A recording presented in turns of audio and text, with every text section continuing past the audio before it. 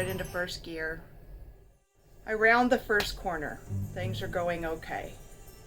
And just as I get around that first corner, I have to tell you that my blood turned ice cold. I just knew I had to get down off the mountain regardless.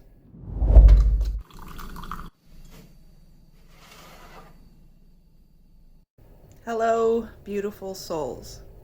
So happy you're here. Thank you for coming back. Welcome back to my channel, Love, Grow, Live Free.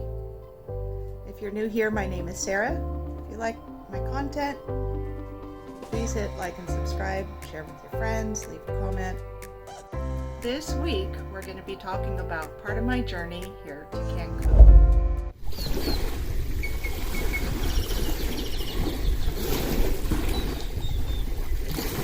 It's where I left off.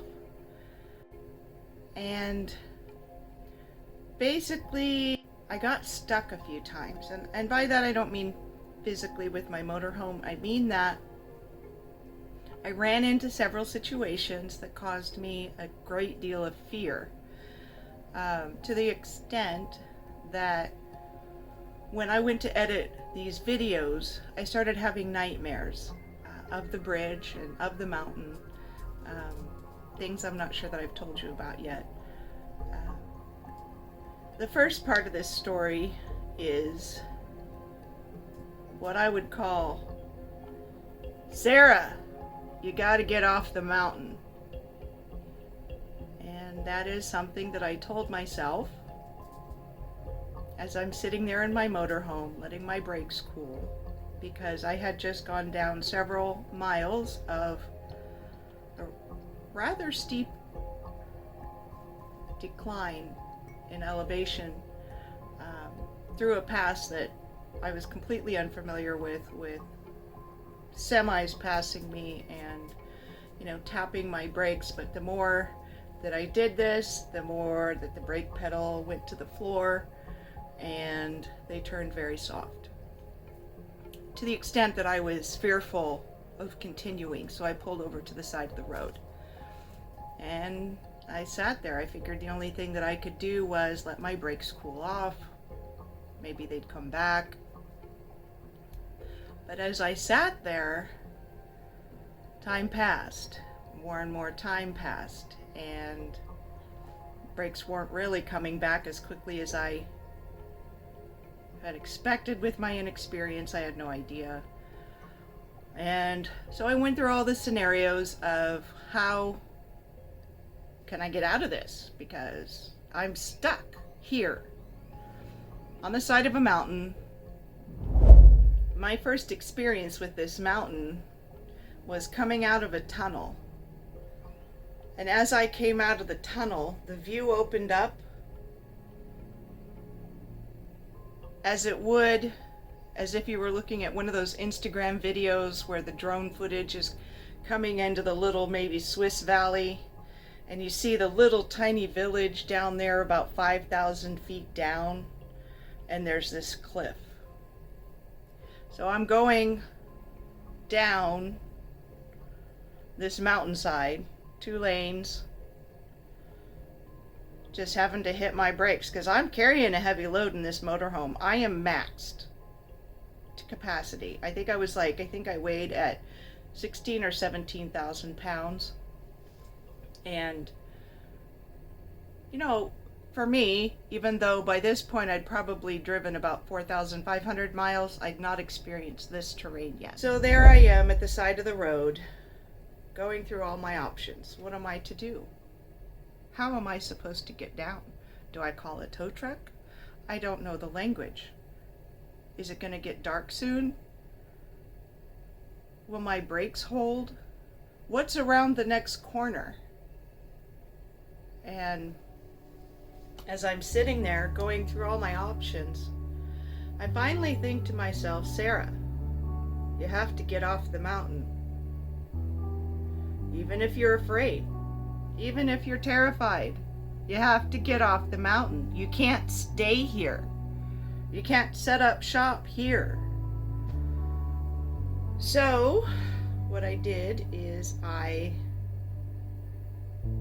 braced myself, said some prayers, talked to the Creator, however you want to call it, put my good energy field on, and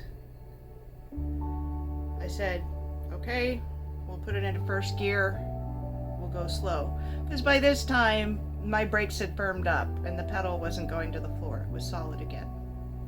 But again, I didn't know what was around the next corner. I didn't know how long this road was going to continue. I didn't have cell service. I had no way to look it up on Google Maps. I just knew I had to get down off the mountain regardless. So I put it into first gear and I ease onto the road in first gear, turn my flashers on to let them know, anybody driving by me, steer clear.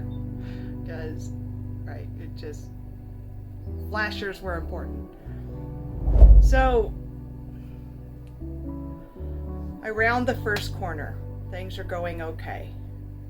And just as I get around that first corner, going downhill again, I see the next corner in front of me. It's another 90-degree turn, but in front of that is another 1,000-foot drop.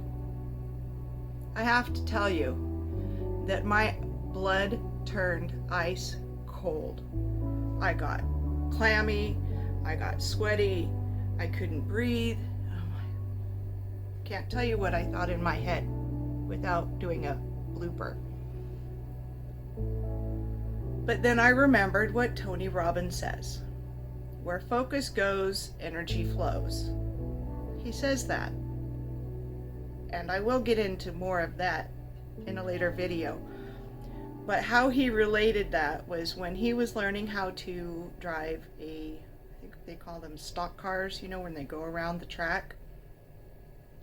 He was being trained by professionals, and as he was going around the corner, he noticed that the edge was coming and he didn't want to run into it.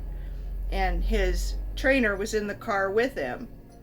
And what he would do is tell him, Tony, put your eyes where you want the car to go. And so about the third time around the circle that Tony was going, in this amazingly fast, souped up car, the trainer took his head and turned it the way that he wanted him to go. And amazingly, the car went that direction and didn't run into the wall this time. Why that's important is because as I hit this 90-degree corner at an angle with my motorhome, just surviving soft brakes with a 1,000-foot cliff in front of me, my eyes were glued to the dividing line, that center line. That's all I could do. That's all I could look at. I have my hands on the wheel and I'm turning the car, the motorhome. I'm turning the motorhome in the direction of these lines in the middle of the road. And why is that important? Well, the nutshell is I'm here to tell you the story. I was extremely fearful that had I kept looking at that ravine, that 1,000-foot drop in front of me, I too could have gone where my eyes followed out of sheer panic and terror. I mean,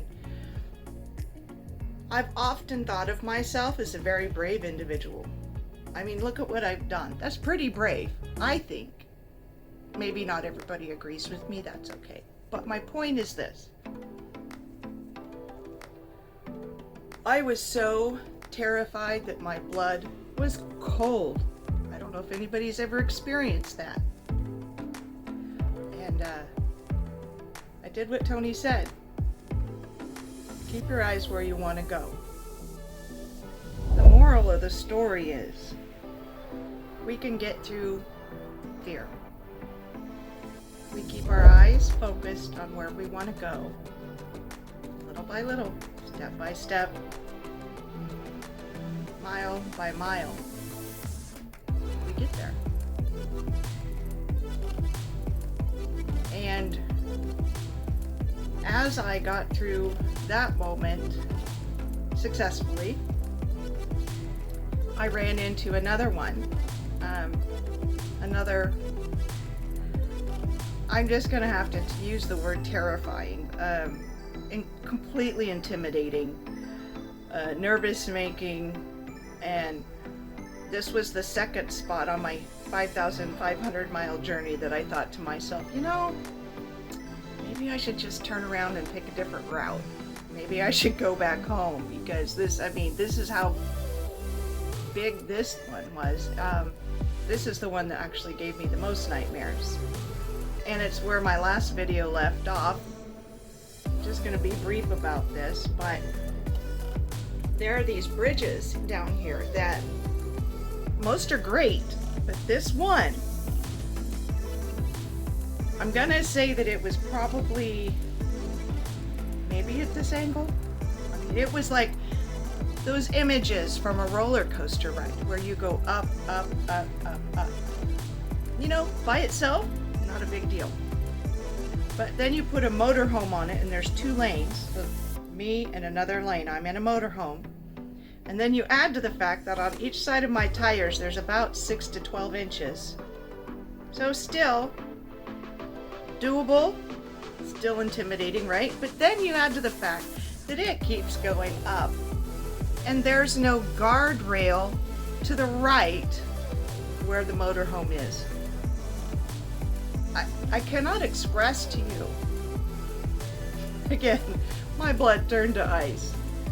I'm like, damn. Again, my eyes kept on the center line. Where focus goes, energy flows. So my eyes were glued to those center lines. I put some video on here to help you guys see from back in September, October. So we're going to look at a little video footage now. Guess what this is? Oh, lordy, lordy. Here we go. Wow. What the fuck? How about, wow, WTF. That was crazy. Like, my palms are sweating. I'm sweating. I was gripping the steering wheel so hard. Like, and it's not like it's a normal road that goes up over a bridge. No, it narrows. And I just threw it into first gear and just prayed the entire way. God protect me, please protect me. I mean, it was almost comical, but oh my God. And I made it through. I survived to tell you about it. And honestly, those were really the only 2 situations during my travel that I remember ever having any sort of panic, any sort of insecurity, any sort of fear. But I'm thankful for Tony Robbins instilling that lesson in me, because it enabled me to power through my fear. And this lesson can apply to life. Wherever we're at, if we want to make that change, if we're in fear, if we're in some sort of self-doubt or whatever situation that we want to change, we keep our focus where we want to go. And again, little by little by little, step by step by step, day by day, the change will happen. I hope you enjoyed the story. Let me know what you think down in the comments. See you next week.